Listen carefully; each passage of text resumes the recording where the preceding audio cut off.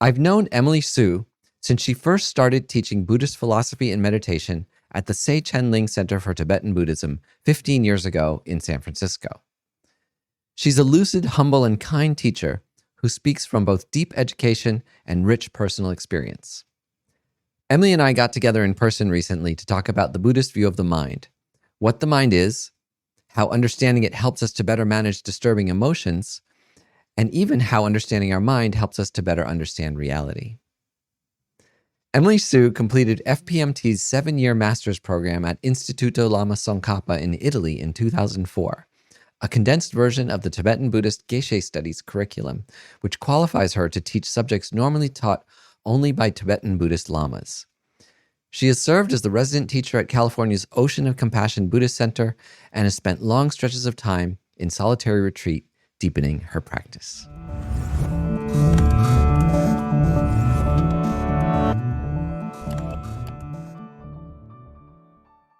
All right, Emily, it's a pleasure to finally have a chance to talk to you. You and I have been friends for a long time, and I really appreciate you agreeing to talk to me about the mind today on A Skeptic's Path to Enlightenment.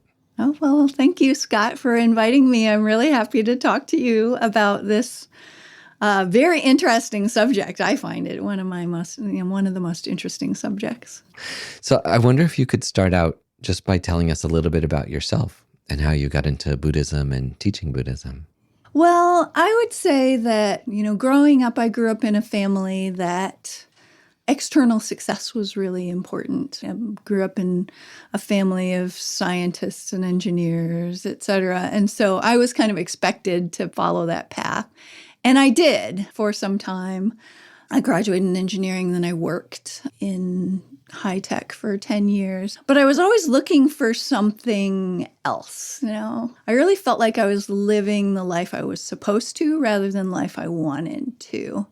So in the back of my mind, I was always searching for something, and travel was one way I was searching, and I landed, and before that, I landed in a Zen center, and I just found it was amazing.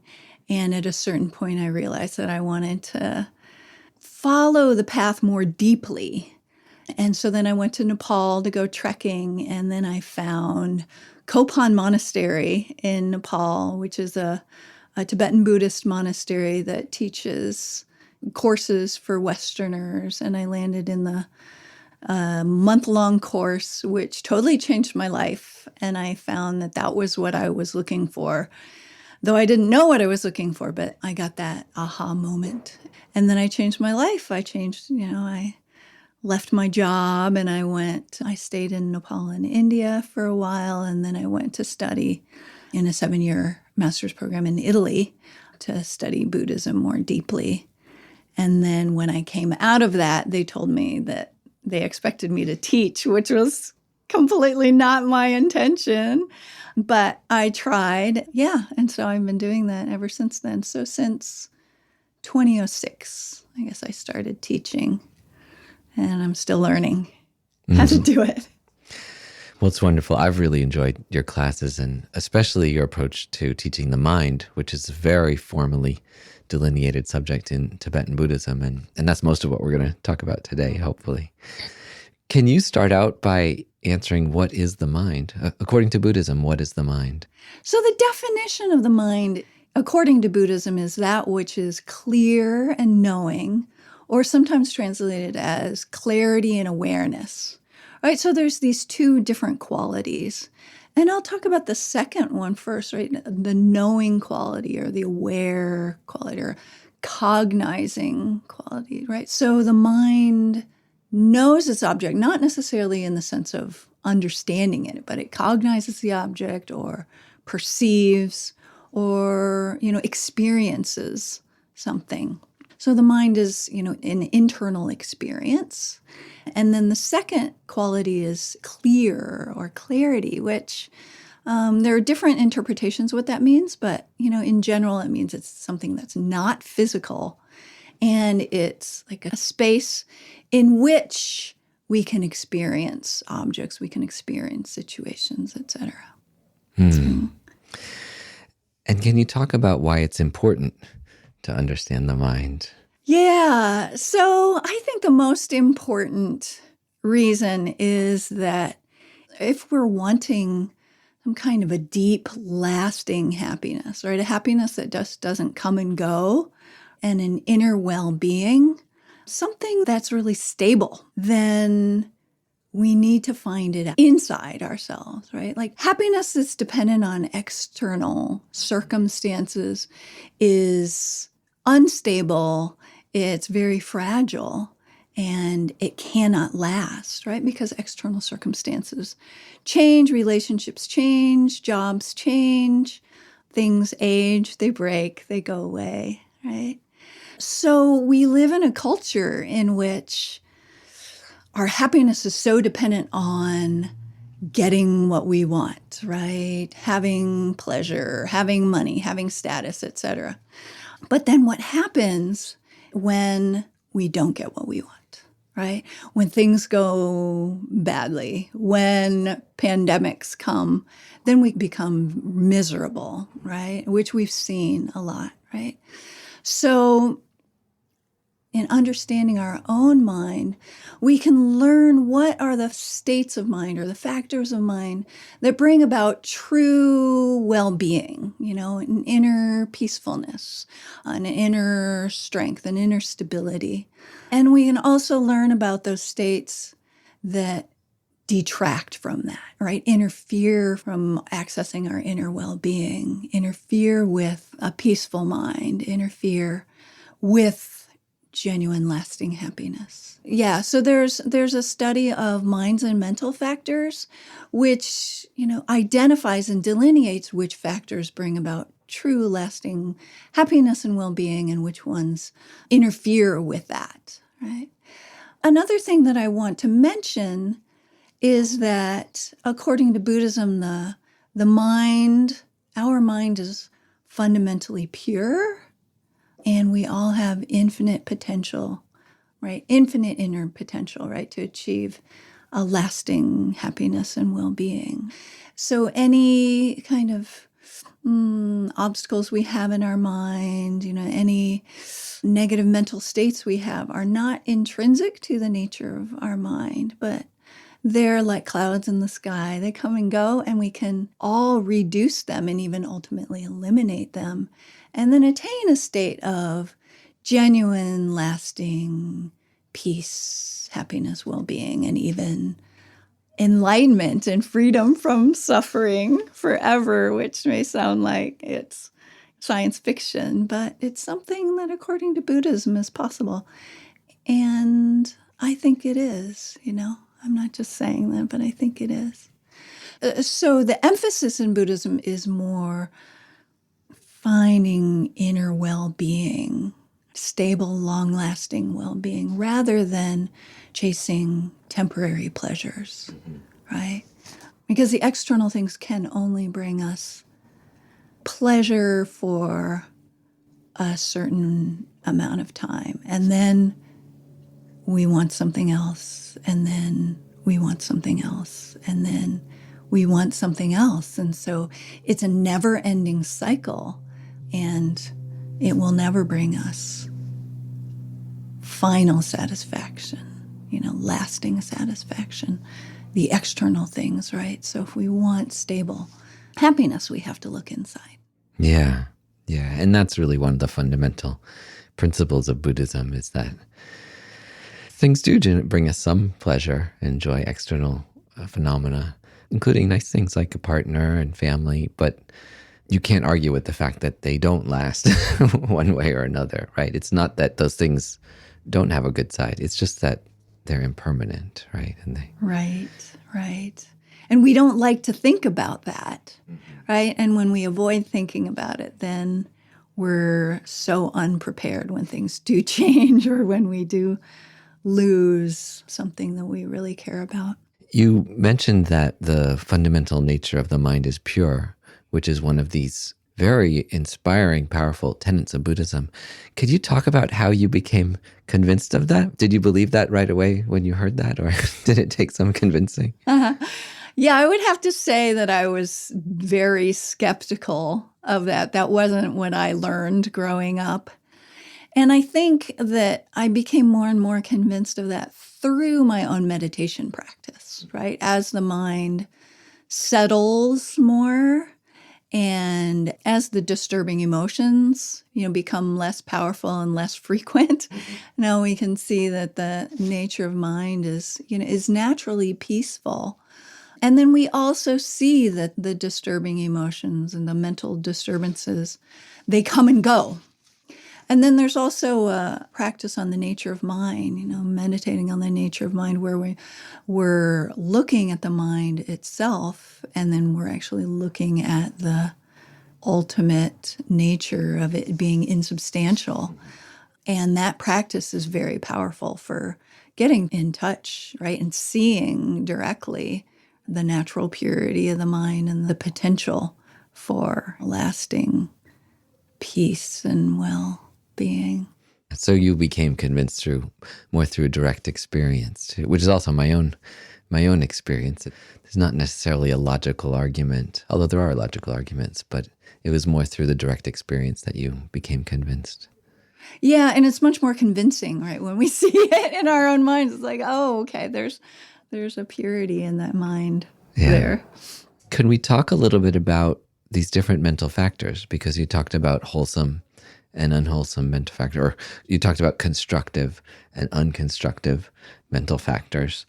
Could you talk a little bit about those? This is another place where I think there is some relativism in our society right now, where people might say it just kind of depends on who you are and in the moment whether something's constructive or not. But from the Buddhist perspective, there are some clearly constructive and destructive mental factors. So can you talk about what those are? Yeah, sure.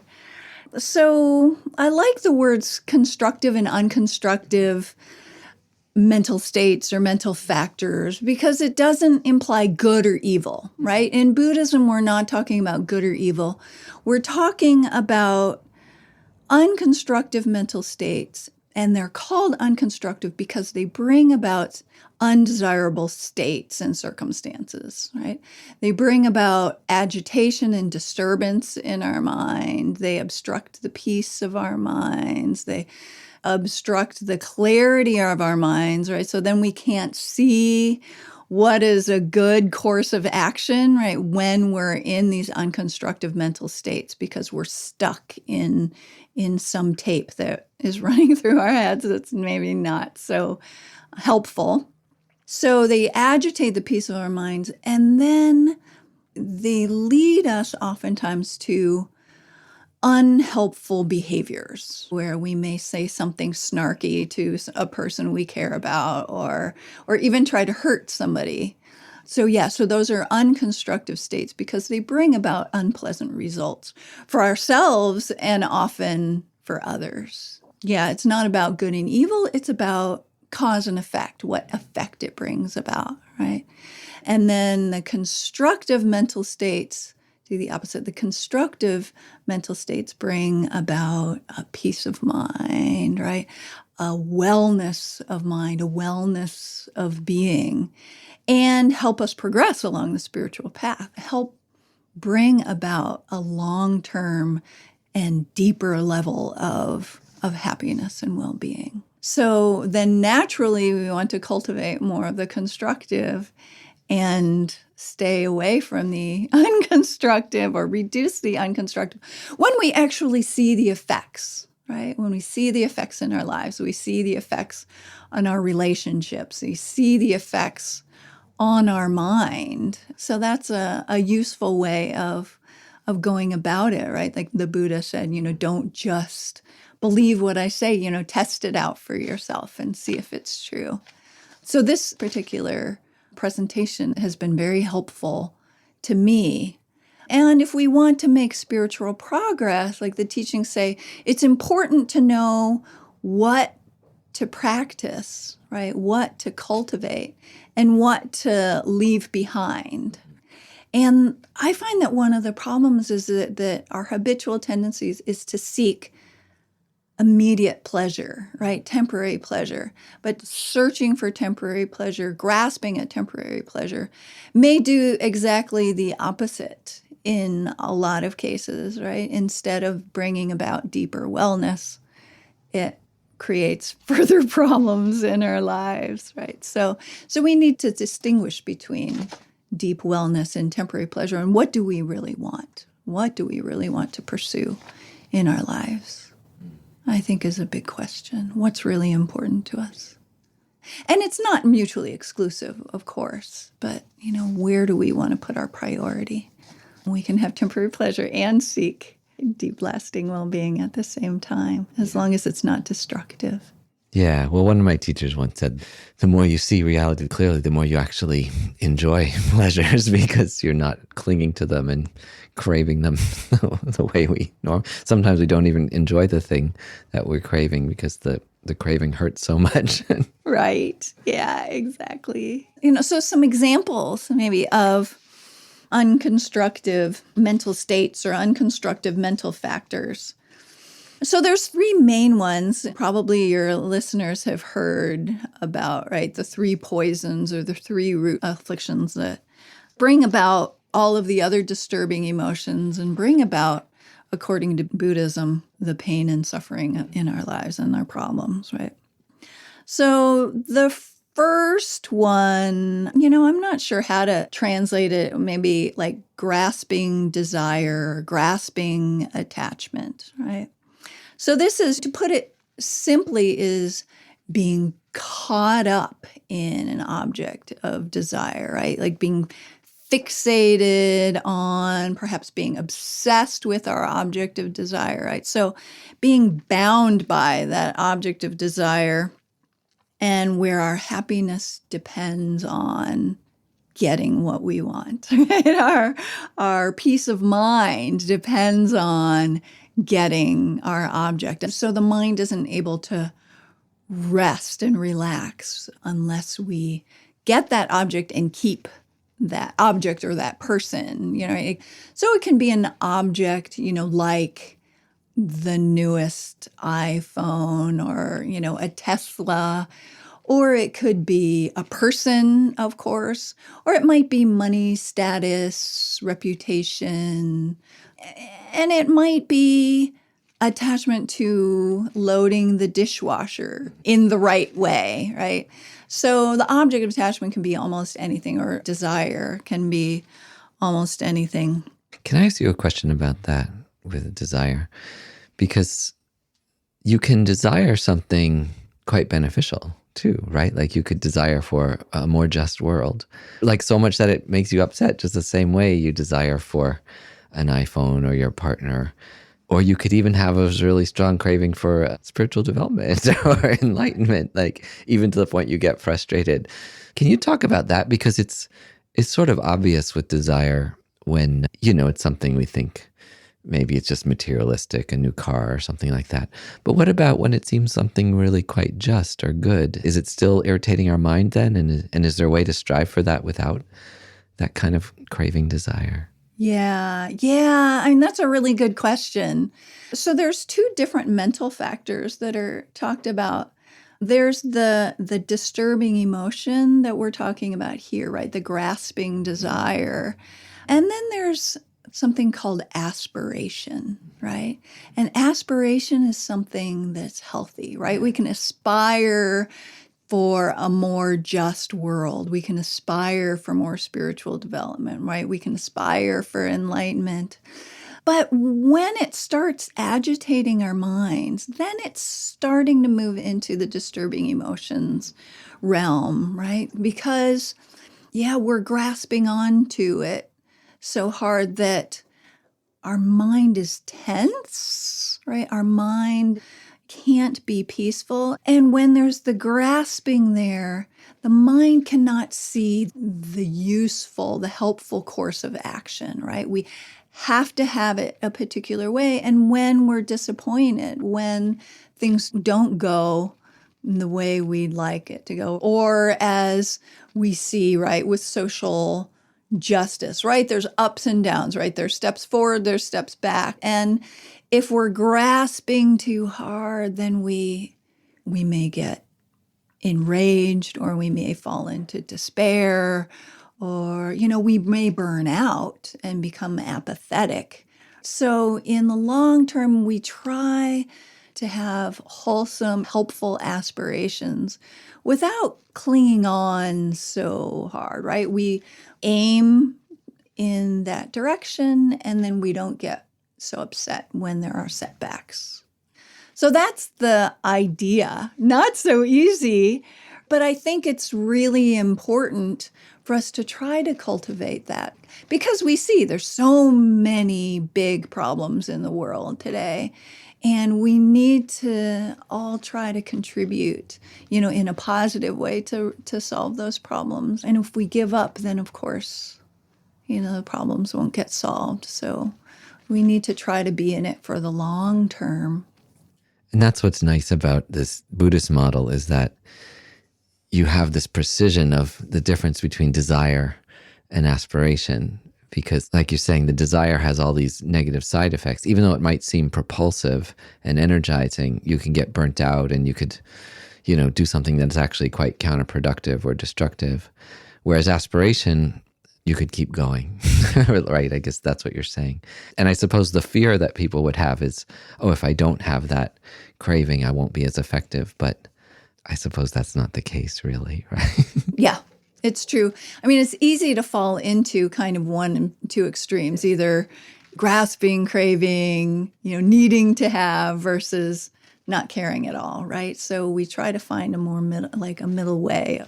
All right, so that's the first. I know the official list has 52 mental factors, and we're not going to go into all those today, but you're just talking about this craving desire, this kind of addictive desire, I think they sometimes say. So in the others of the two poisons you want to talk about? Yeah, so there's two more.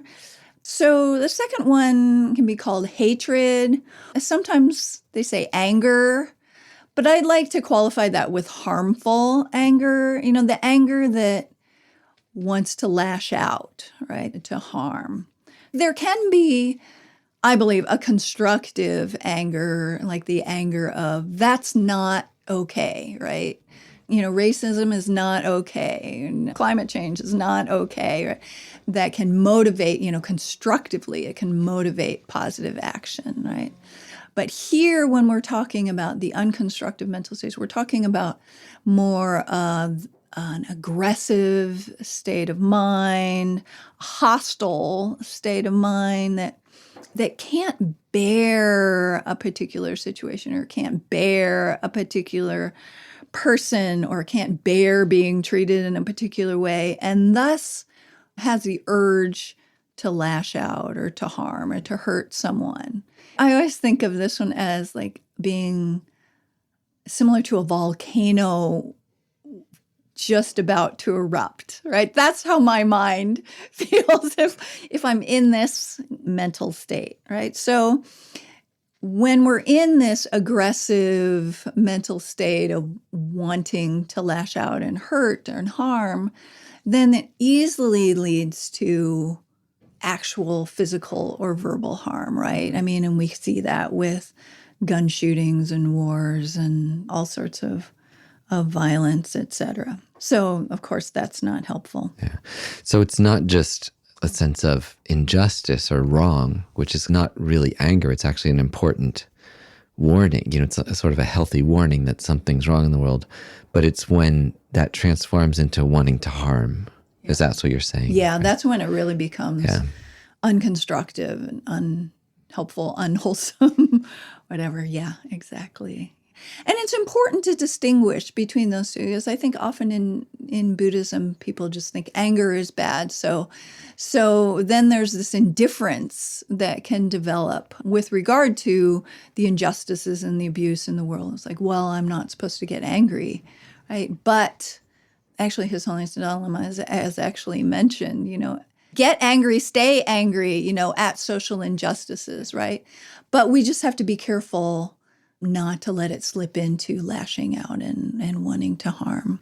So we need to maintain some sort of a clarity of mind and, a groundedness, and remember that we are fellow human beings, right? Not to objectify others, but just, remember they're human beings who are trying to be happy, and then try to cultivate a sense of caring for them and not having the issue override the humanity of people. And then the third unconstructive mental factor, unwholesome mental factor or poison, is sometimes translated as confusion or ignorance. This can be just a mental fog, an unclarity of mind, or it can be actually a misunderstanding, an active misunderstanding of how things exist, right? And according to Buddhism, all of our pain, all of our problems, all of our suffering originate from a fundamental misunderstanding of how things exist, right? And all of the other unconstructive mental states arise from or lay on top of this fundamental misunderstanding of how we exist, the self, the I, as well as all other beings and all other things. Yeah. So believing that things exist in a concrete, fundamentally separate way, having some sort of a real intrinsic essence, when actually, in fact, nothing exists that way, and everything exists as interdependent and insubstantial.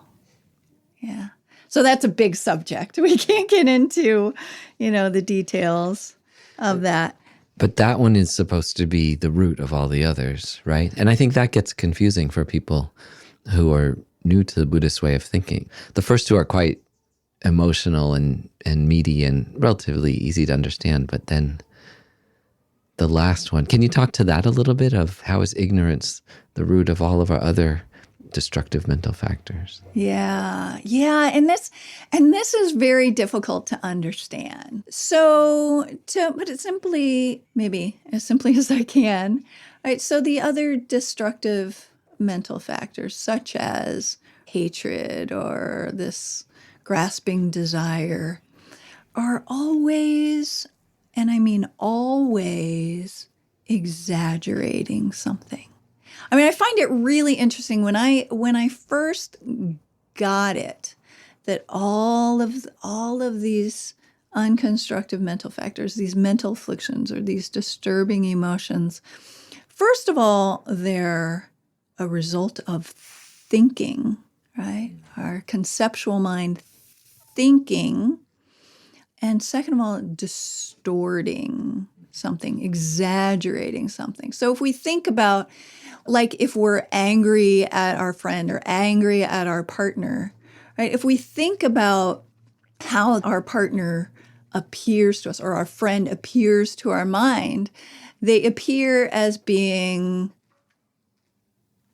like tainted or tinted with wrongness or badness, right? It's like the image is distorted in the sense that in that moment in which we're angry at them, we forget that they have any redeeming qualities, right? That person is so inconsiderate. And then we replay in our mind again and again and again how inconsiderate they are, right? And then the anger gets deeper.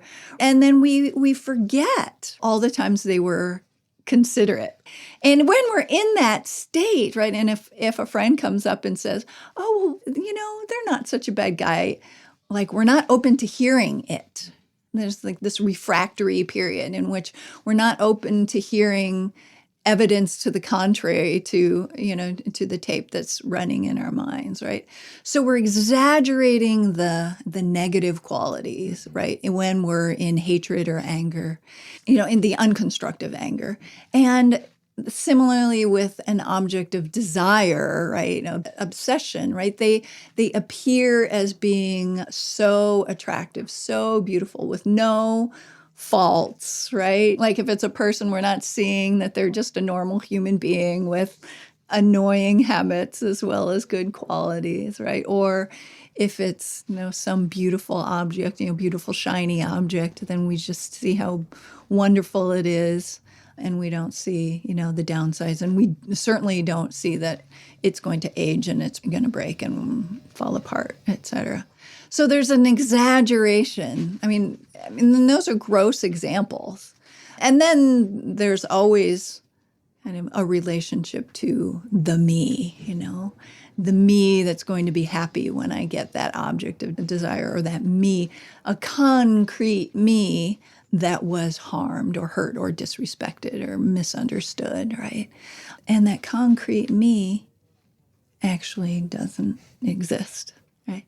We do exist in an interdependent and insubstantial way, but we don't exist in this concrete, solid way that we think that we exist. Yeah, I think this exaggerating point of the delusion is really important. I notice it sometimes with my wife when I've worked up a story about her, and she's not in the room. Then all of a sudden she'd come in and she just looks so beautiful to me. She looks, not just outside, inside. And then it's quite jarring because I've built up this story, but then it's so obviously contradicted by the kind, sweet person in front of me. And if anyone who's in a relationship, you can probably relate. Right. Yeah. And we've built up this whole story and gotten so worked up. And then we talk to that person or we see that person, we think, oh, wait. Right. And so that gets to, another aspect that I wanted to talk about, like how all of these disturbing emotions, not only they are exaggerating or distorting things, they're conceptual minds. And a conceptual mind, according to Buddhism, is a mind that's not perceiving its object directly. It's not actually perceiving the object. It's perceiving an image that we've created of that object or that person, an image that we made up, right? So when we see something directly, like with our eye consciousness, right? We can see the colors and shapes in the room, or when the ear consciousness, we can hear the sounds, right? So the eye consciousness, the ear consciousness, they're non-conceptual consciousnesses in that they're perceiving the object without the medium of an image that we're creating in our mind, but we're perceiving it directly or nakedly. Right? Whereas all of the disturbing emotions, all of the unconstructive mental factors are not looking at the thing itself. They're looking at an image that we've created that's in our minds.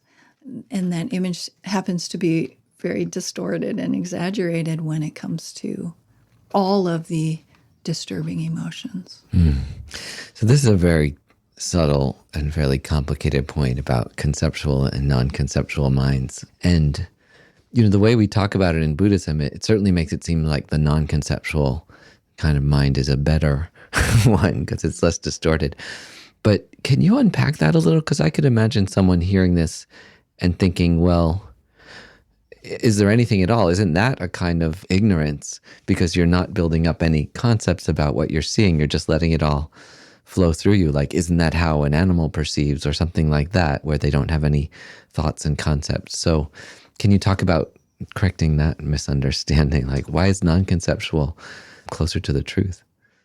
I would say that non-conceptual is, maybe I want to start with conceptual minds, right? So conceptual minds are oftentimes like demonized in Buddhism, but we really have to distinguish between constructive and helpful conceptual minds and unconstructive conceptual minds, right? The unconstructive conceptual minds are the disturbing emotions, right? Are those thoughts that uncontrollably and obsessively replay in our minds, right? And so then the mind is not free and the mind is not clear. Whereas, of course, there are helpful conceptual minds, right? All of the scientific discoveries and solving the world's problems or solving our relationship problems, right? That's a constructive use of our conceptual minds. And one of the great gifts of being a human being and having, this higher order of consciousness, right? So there are very constructive conceptual minds as well. So non-conceptual minds are not inherently better than conceptual minds, I think that in movements like the mindfulness movement, right, where you're focused on the breath or the sensations in the body, or focused on the present moment, the purpose of that is to not get stuck in difficult emotions, right? The disturbing emotions, right? So to have some distance between the observer and the disturbing emotion. So that's a way that we can kind of not get caught up as much into the disturbing emotions. But then if we want to talk about deep, lasting inner well-being, if we really want to achieve our inner potential, then we need to go beyond the mindfulness, and we need to use our conceptual mind to understand the nature of reality, to understand how things exist. Not just the ultimate nature of reality, but also to understand what brings true happiness and what brings suffering, right? Where we get stuck and how we can resolve those. And then ultimately to realize the nature of reality, to realize the empty and substantial interdependent nature of reality, in order to, believe it or not, uproot our obscurations and our disturbing emotions and the potential for disturbing emotions forever, such that they never arise again, right? That is possible according to Buddhism, right? And we can achieve a state in which we never suffer again. And in order to achieve that state, we need to use our conceptual minds to understand it intellectually first, and then use meditation to ultimately realize it non-conceptually and directly, which then becomes more powerful than a conceptual realization, right? But we need the conceptual in order to get to the non-conceptual realization of ultimate truth. Yeah. So in terms of cultivating the positive conceptual mind, can you talk about what the constructive mental factors are? Yeah. I mean, there are many, right? But one thing I find interesting is that what they call the three roots of all that's wholesome are negations of the three poisons, right? Non-attachment, non-hatred, and non-confusion. So the non-attachment is like not getting caught up in our object of desire, right? Not becoming obsessed with the object of desire, not being totally stuck in that. Not just an absence of desire, right? It's an understanding, what this grasping desire is and what it does to us. And also understanding how things actually exist, understanding that the object of desire won't bring us a lasting happiness, won't bring us a lasting satisfaction, right? So there's a clarity of mind that comes with it, an understanding that comes with it, right? And so non-attachment is not just an absence of attachment, it's the opposite of attachment, where we're able to actually let it go, right? Leave it free. And it's not indifference either, right? They say the near enemy of non-attachment is indifference or apathy, right? We're not trying to cultivate indifference or apathy. We're trying to deeply care about others and the world, but without grasping, leaving things free. And the example that comes to mind is like a parent with their child, right? A parent who deeply loves their child, but doesn't try to control their child, right? Leaves the child free to discover and explore, right? Trying to find that middle balance. With the non-attachment, it's funny how we need negative words to describe the positive qualities. It's sort of a strange aspect, I think, of Buddhism. Why is that exactly? Is there some positive term to describe, this first quality of non-attachment, like acceptance or something like that? Or is it because it's so all-encompassing, the positive aspect, that you can only describe it by saying what it isn't? Yeah, I mean, I've thought about that, and I can only share with you my own perspective on this. I think it has something to do with our fundamental nature of purity and peacefulness that is obstructed, blocked by the disturbing emotions, right?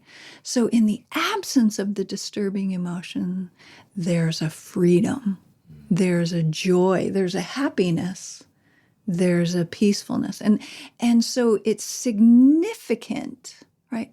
It's very significant to be able to let go of the disturbing emotions. And I feel like that's what using these negative, like negations, are really pointing to, is the freedom, the liberating joy that happens when we're able to let go of some sort of obsession or agitation in our minds. Like, I think we all, for sure have the experience where we've been like really caught up in something, maybe really angry at somebody or really frustrated at something. And at a certain point, we're able to just let it go. We're able to forgive that person or just not let it bother us anymore. And the freedom of that. I mean, especially for the second, the second of the three roots of all that is wholesome, right? The non-hatred, right? We can use a term like love, loving kindness, which doesn't get at the significance of not holding on to the negative, right? Or not holding on to the aggression, right? Because we all know that we can love people and also have resentment toward them, right? And so we have a mixture of these emotions, but the key is to be able to let go of the disturbance, right? Let go of the affliction, let go of the disturbing emotion. And then there's this freedom. There are many different approaches in Buddhism. In the teachings on the nature of mind, it's so much about, seeing the nature of the affliction and letting it go, right? Seeing the affliction arise, let it go. Seeing the thought that arises, letting it go. And when we rest in that, there's just a natural wellness that's there, a natural peace and a natural joy that's there when we're able to let go of the unconstructive. So I think it's very significant that they're named in this fashion, right? Non-attachment, non-hatred, non-confusion. Yeah, and the richness of the experience of non-attachment and not hatred, it maybe transcends any one positive experience. There's so much good that comes out of that. You mentioned the word freedom, and I think it's worth highlighting that because especially in America, where we live, freedom tends to mean freedom to do things, that you have a freedom and a right to do anything you want. Mm-hmm. But the kind of freedom you're talking about is on being unburdened, that you actually are free from something that kind of drives you crazy all the time. And I wonder if you can reflect on that, because I think that's the logic of saying non-attachment, non-hatred, is that it's the relief of being free from those like burdensome, painful states of mind. And as I got into Buddhism, that really struck me very hard, that was true freedom, was the freedom not to do something and not the freedom to just do anything I wanted. Right. Yeah. I mean, I think you just put it beautifully, Scott. I don't know if I can add anything there. But yeah, I mean, we're carrying around these, this heaviness, these burdens, these worries, these troubles, these agitations. And the real freedom we're looking for is the inner freedom and the lightness that comes along with that. And the not being imprisoned, right? Not being bound, like in our happiness, not being tied to like having something or needing things to be a particular way, but right, the freedom to be happy in every circumstance, right? No matter what happens. Can you talk about this your third main wholesome factor, the non-ignorance, or however you put it? Yeah, the non-ignorance or the non-confusion. So it's a mental clarity, right? And it's freedom from confusion, free from the mental fog that kind of confuses us. So it's this clear state of mind, and it dispels the confusion about a particular situation, a particular topic, about a particular person. And we then become ready and able to act in a constructive manner, right? To do what is helpful, right? When we're bound by a disturbing emotion, right, we're not able to do what is constructive because we're so blindly reacting oftentimes, right? So non-confusion is, we have the clarity of mind to do whatever is needed in a particular situation, right? And then ultimately it accompanies the wisdom, realizing how things exist. You and I were talking about this a little bit as we were preparing before this, how even if you have a strong belief in a separate, me and the thing I'm angry at, even if you're trying to not be angry at the thing, still that's very, very difficult to overcome. And that's why we have this wanting to attain, non-ignorance or wisdom. And I think that's one of the challenges with the mindfulness and, other forms of very beneficial meditations. But from the Buddhist perspective, as long as you have a solid view of me and the thing, even that if that other thing is, a positive, that's what this last one is getting at, right? Is that sense of separateness is an obstacle to our healthy mind, right? Yeah. As long as we have that sense of separateness or that sense of a concrete me, we have the desire for me to be happy and the me to get what I want. And so as that belief in that separate me always carries with it the potential for hatred, anger, attachment, grasping, agitation to arise, right? So we need to ultimately understand that there is not that duality, that separate, concrete me that exists at all. And so then there is no target to be harmed. There's no target to be hurt. There's no target that needs to have anything, right? Once we realize the emptiness of that self, that emptiness, the insubstantiality of that self, how it's just a mental construct, really. It's just a thought. Therein we can find that lasting peace and happiness and the end of suffering. And as long as we have that, grasp onto that concrete, separate me, there's always the potential for suffering. All of these concepts are very inspiring. For someone who's listening who may not have a practice yet or meditation practice, how do you concretely cultivate the positive mental factors and let go of the negative ones? I know that's a big question, but... Yeah. I guess, to follow the theme of what we've already talked about, there's so many different ways to counteract or reduce the unconstructive mental factors. And I guess one way is to just zoom out and to see that we are exaggerating something, right? We are distorting something, and to try to get a more balanced perspective, a more overall perspective, right? Maybe looking at the other person's perspective and seeing what's going on for them.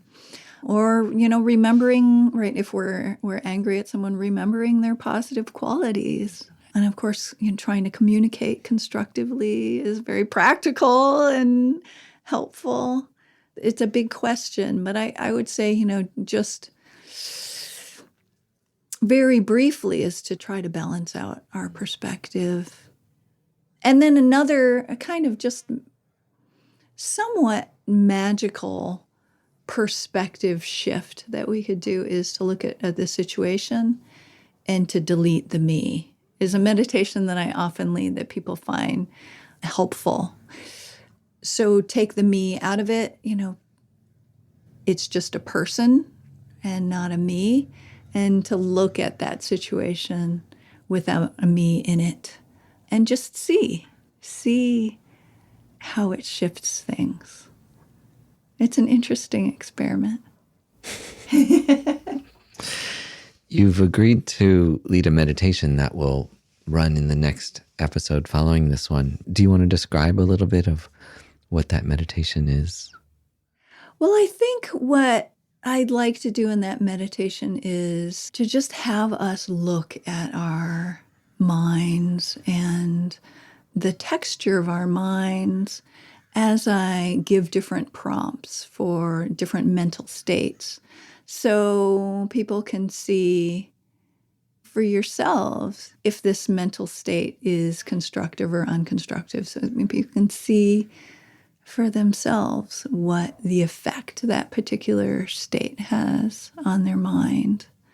And then if we have time, maybe to see if we notice a difference between conceptual and non-conceptual minds. Well, it sounds like an inner adventure, so I'm excited to take it with you. Well, Emily, thank you so much for this conversation on the mind. I consider you one of the experts on this topic, and I've always benefited so much from your classes and the way you think about this topic, and you made it very both warm and accessible today, so thank you very much. Oh, thank you, Scott. It's been a pleasure.